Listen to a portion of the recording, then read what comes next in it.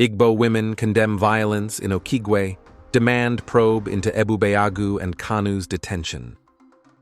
The Igbo World Assembly, IWA, representing Igbo women across Nigeria, has expressed outrage over ongoing violence and youth disappearances in Igbo communities, particularly in Okigwe.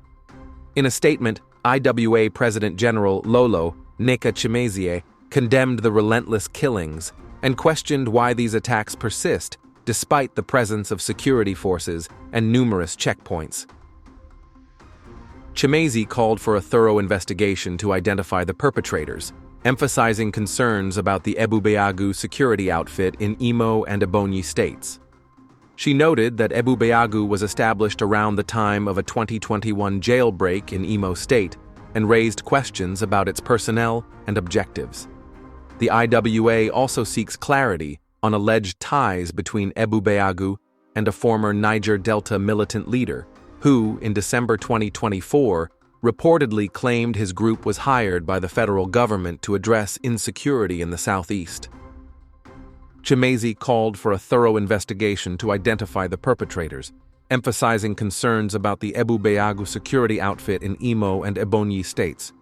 She noted that Ebubeagu was established around the time of a 2021 jailbreak in Imo State and raised questions about its personnel and objectives. The IWA also seeks clarity on alleged ties between Ebubeagu and a former Niger Delta militant leader, who, in December 2024, reportedly claimed his group was hired by the federal government to address insecurity in the southeast.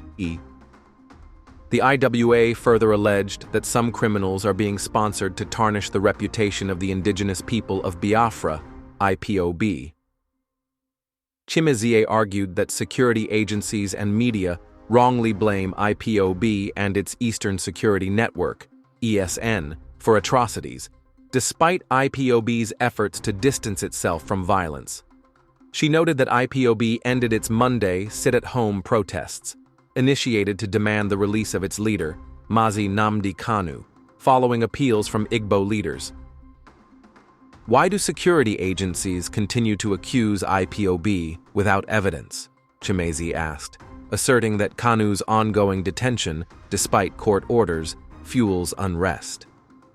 The IWA urged the federal government to release Kanu to demonstrate a genuine commitment to peace in the region. The statement also referenced a northern governor's alleged plan to resettle Fulani communities in Nigeria, questioning whether this could be linked to the violence in the southeast, as well as in Benue, Plateau, and Edo. The IWA called for investigations to explore possible connections between these attacks and any resettlement agenda. The IWA's demands highlight deep concerns about accountability, transparency, and the federal government's approach to addressing insecurity in Igbo communities.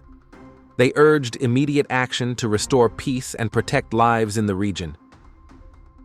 Family Writers Press International.